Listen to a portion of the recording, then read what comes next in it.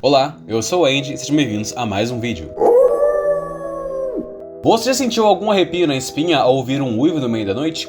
Dizem que quando a lua cheia ilumina o céu, um ser amaldiçoado perambula pelas florestas e viralejos. Um ser metade homem, metade fera. Hoje vamos explorar a lenda do lobisomem, um dos monstros mais temidos da cultura popular.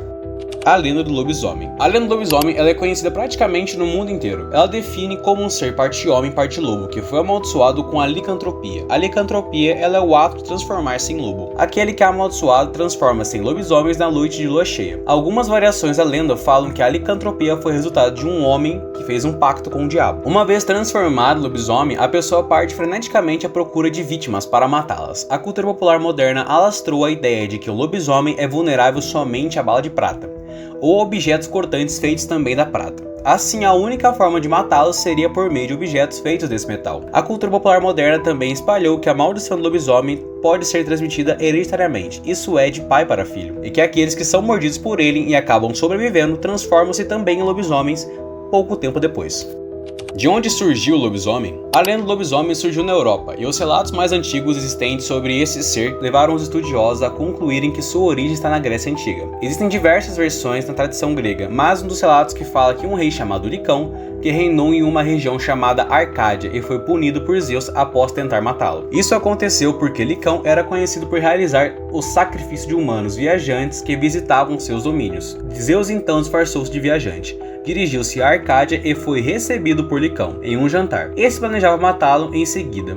O rei de Arcádia ofereceu carne humana para Zeus, que enfurecido puniu-o, transformando em lobo para sempre. A origem grega do lobisomem inclusive deu o nome à lenda, pois esse ser também conhecido como licântropo, tendo licos o significado de lobo e antropos, de homem em tradução livre. Por fim, existem alguns estudos que apontam que o lobo era um animal que recebeu culto na antiguidade, e esse culto a lenda que acabou sendo transmitido para Roma. Em Roma, além de ter existido um culto ao lobo por meio de uma festa chamada Lupercalia, a festa dos lobos, existia também a história de um homem que se transformava em lobo, e lá esse era chamado de Versipélio. Como os romanos conquistaram uma quantidade vasta de territórios, a crença no homem que se transformava em lobo espalhou principalmente pela Europa. A expansão da lenda fez com que ela tomasse novas características, que em cada local acabou ficando conhecido por nomes diferentes.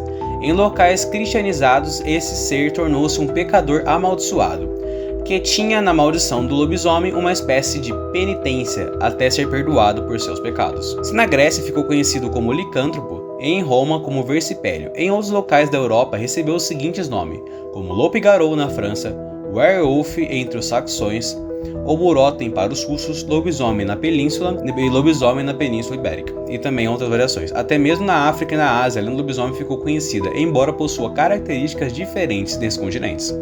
A influência portuguesa na lenda do lobisomem. Naturalmente, a lenda do lobisomem chegou ao Brasil por meio dos portugueses, durante o período em que esses colonizavam o Brasil. Em nosso país, a lenda chegou e assumiu diferentes características em cada região. Em Portugal, acreditava-se que o lobisomem era um homem muito magro com orelhas compridas e nariz avantajado. Falava-se que ele poderia ser um homem amaldiçoado por ser predestinado à maldição, bem como essa poderia ser uma penitência de pecados cometidos. Havia também uma relação da lenda com o aspecto moral, pois acreditava-se que o filho nascido de um incesto seria um lobisomem. No caso da predestinação, acreditava-se que o primeiro filho do homem nascido depois do nascimento de 7 filhas seria um lobisomem, uma vez transformando nisso a ser partida à procura de cemitérios e de pessoas para alimentar-se. Uma vez que isso acontecesse, o ser partiria à procura de cemitérios e de pessoas para alimentar-se. Em Portugal, o lobisomem também poderia ser conhecido como corredor ou tardo, e lá chegavam a acreditar que mulheres também poderiam se transformar nesse ser, sendo chamadas de peira ou lobeira, conforme levantou o folclorista Luiz de Câmara Cascudo.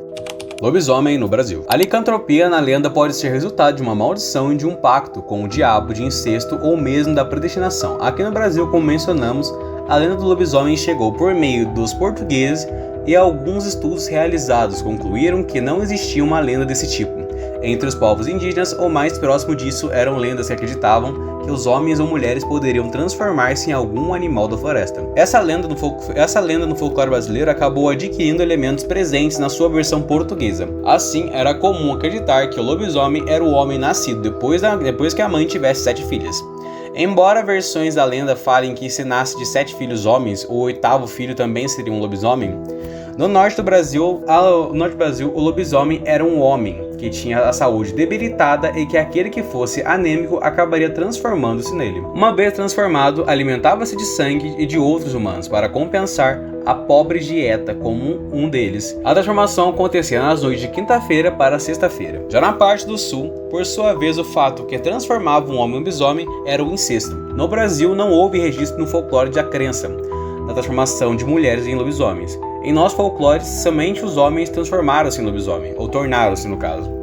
Outras crenças relacionadas ao lobisomem no Brasil é que no interior de São Paulo acreditava-se que esse ser tentava invadir as casas para comer as crianças. Muitos acreditavam que o lobisomem ia atrás especialmente de crianças não batizadas. O que as lendas falavam sobre a cultura do lobisomem, em geral acreditava-se que esse ser poderia ser curado se fosse ferido gravemente com determinados objetos. Um desses objetos era a bala banhada em cera de vela de um altar, em que tivesse sido celebrado 3 missas do galo, ou 3 missas de domingo. Como lutar com o lobisomem?